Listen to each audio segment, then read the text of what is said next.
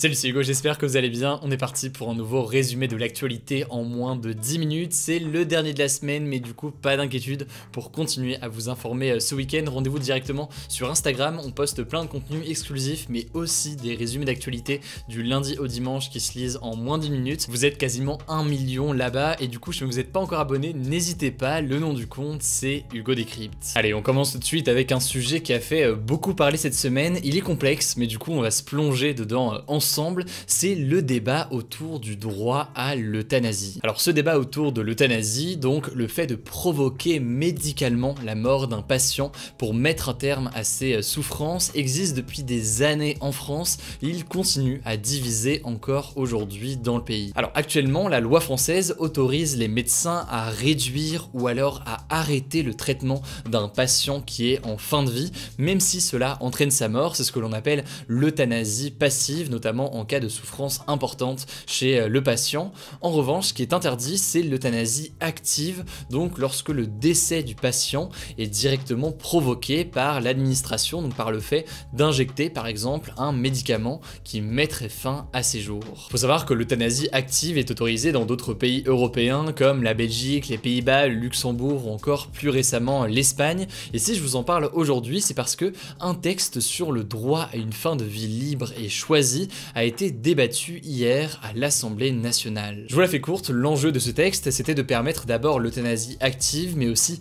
l'assistance au suicide, c'est-à-dire lorsque le patient s'injecte directement un médicament pour mettre fin à ses jours, sachant évidemment que dans les deux cas, cela se ferait dans des conditions très strictes, avec la nécessité d'avoir plusieurs avis médicaux et d'avoir d'une certaine façon le consentement du patient. Ce texte avait été déposé par le député de gauche Olivier Falorni dans le cadre de ce que l'on appelle une niche parlementaire. Et qu'est-ce que c'est une niche parlementaire? Pour faire vraiment très simple, c'est ce qui permet notamment aux groupes de l'opposition, donc aux députés qui ne sont pas membres de la République en marche, de pouvoir faire des propositions de loi sur une journée. Alors problème pour ceux qui étaient favorables à cette proposition de loi, elle s'est heurtée à pas mal d'obstacles, notamment de la part des députés de droite du groupe Les Républicains qui ont déposé 2300 amendements, donc en gros 2300 propositions de modification de cette proposition de loi. En fait, la majorité des députés Les Républicains est contre ces mesures que je viens d'évoquer à l'instant, d'euthanasie active notamment,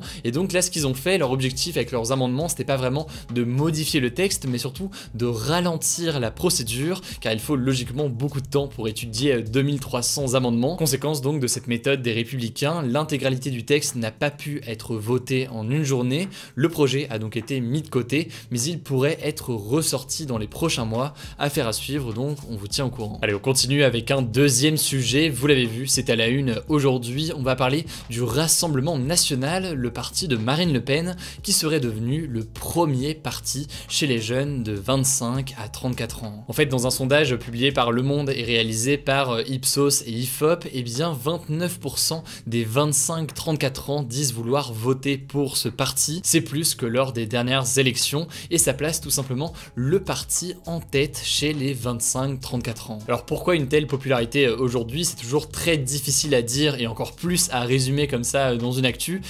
Chaque situation est différente selon la population, il y a plein de réalités différentes, mais l'une des pistes avancées, c'est que cette tranche d'âge a été particulièrement touchée par la crise du coronavirus. En gros, ils ont récemment eu du mal à trouver un logement ou alors à avoir accès à un premier emploi, et donc certains ont été déçus par la politique d'Emmanuel Macron et ont décidé de se tourner vers un candidat différent de l'actuel. En parallèle, Marine Le Pen a multiplié les propositions en direction des jeunes, notamment en direction des jeunes agriculteurs et aux étudiants. Elle a par exemple proposé d'augmenter les aides au logement pour les moins de 27 ans, et même si évidemment ce n'est pas la seule à avoir fait ce genre de propositions pour les jeunes dernièrement, il y en a eu beaucoup venant de différents candidats dans le paysage politique, et bien ça peut tout de même l'aider à séduire cet électorat. Par ailleurs, ces études montrent que chez un certain nombre de jeunes, il y a un rejet de la classe politique, une volonté de changer radicalement de système, et ça peut aider certains candidats se présentant justement publiquement comme étant anti-système, contre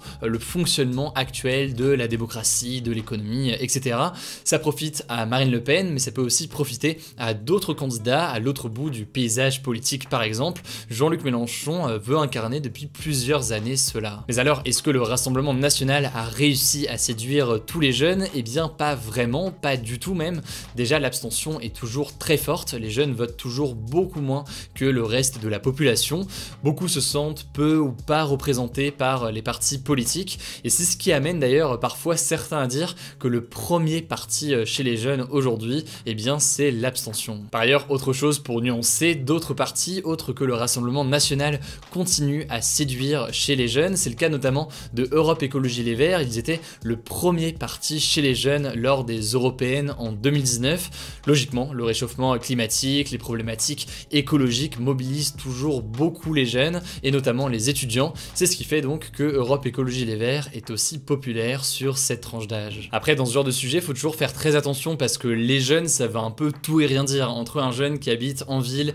et un jeune qui habite dans un milieu rural, c'est des réalités différentes, des convictions aussi peut-être différentes. Il y a aussi, les jeunes, ça va être quoi? Est-ce que c'est un jeune de 15 ans, un jeune de 25 ans, un jeune de 35 ans? Et là, en l'occurrence, typiquement, sur la question des tranches d'âge, on voit qu'il y a une différence entre les jeunes de 25 à 34 ans qui aujourd'hui semblent privilégier Marine Le Pen et les jeunes de 18 à 24 ans. Sur cette tranche d'âge, donc plus jeune, eh bien, le candidat préféré aujourd'hui, c'est bien Emmanuel Macron. Et dans ce dernier sondage Ipsos IFOP, eh bien, sur cette tranche d'âge des 18-24 ans, les intentions de vote pour Emmanuel Macron sont en tête et elles sont même plus importantes aujourd'hui qu'il y a 4 ans. Donc il y a des différences comme ça majeures entre les différentes tranches d'âge, y compris chez les jeunes. En bref, et même si évidemment faut prendre ces sondages et ces études aujourd'hui avec beaucoup de pincettes puisque on est à 1 an de l'élection, tout ça peut évoluer très vite, mais aujourd'hui, c'est une cartographie de aujourd'hui, et aujourd'hui, eh bien, le Rassemblement National est clairement populaire chez une partie des jeunes, mais pas tous, ça dépend donc des tranches d'âge notamment.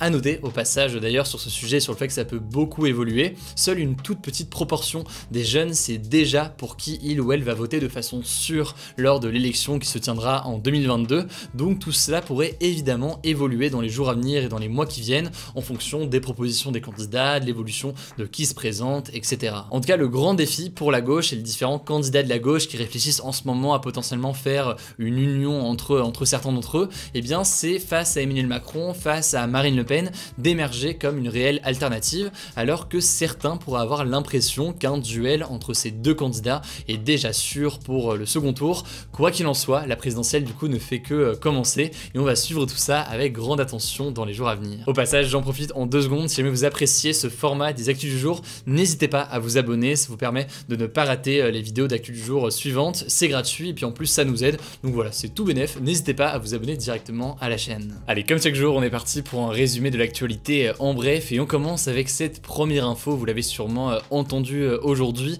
le prince Philippe, le mari de la reine d'Angleterre Elisabeth II, est décédé aujourd'hui à l'âge de 99 ans. Alors a priori, pas de lien du tout avec le coronavirus, mais il avait été hospitalisé plusieurs semaines et avait également subi récemment une intervention cardiaque. En tout cas, vous l'imaginez, le Premier ministre britannique Boris Johnson lui a rendu un hommage. A noter au passage que sa mort n'a aucune incidence sur le règne de la famille royale britannique puisque c'est sa femme Elisabeth II qui est à la tête de la monarchie et que l'héritier de la couronne est leur fils aîné, le prince Charles. Deuxième info, d'après le média Loopsider, et c'est une info qui fait peut-être écho à une situation que vous pouvez vous aussi connaître de votre côté, des étudiants d'un BTS en région parisienne auraient été contraints de passer leurs examens en présentiel et ce alors qu'ils étaient cas contact ou alors positifs au coronavirus. En fait, ce qui s'est passé, c'est que plusieurs étudiants ont appris la veille de leur examen qu'ils étaient cas contact, certains avaient même des symptômes du coronavirus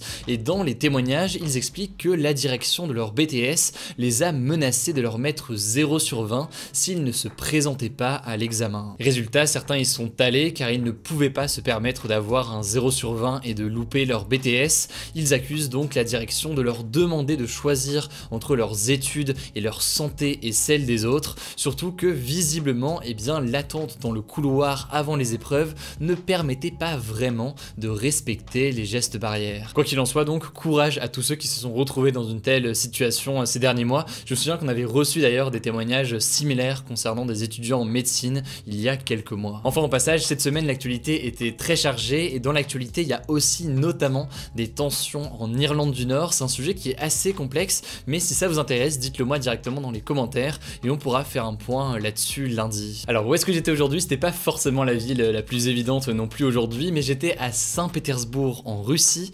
Pour l'anecdote, la ville possède le musée qui contient le plus plus d'œuvres au monde avec 2,7 millions d'objets répertoriés. Ça fait beaucoup, on va pas se mentir. À titre de comparaison, le Louvre, qui est le plus grand musée au monde en superficie, ne possède que 615 000 objets en total, soit plus de 4 fois moins. En tout cas, si ça vous intéresse, le musée en question s'appelle l'Ermitage. D'ailleurs, prenez plusieurs jours pour le visiter si vous voulez, car il paraît que si on s'arrête juste 1 minute devant chaque œuvre, eh bien on pourrait passer 8 ans dans le musée. Allez, le débat hier c'était le suivant: Emmanuel Macron a-t-il raison de supprimer l'ENA? Et là, alors je m'y attendais, mais peut-être pas à ce point-là. Il y a une vague de sans opinion assez énorme. Voilà, je sais pas si vous en avez pas grand chose à faire. Je me vous dites, bah voilà, c'est juste le nom qui change et on sait pas trop ce qu'il y aura derrière. Du coup, aujourd'hui, sans opinion.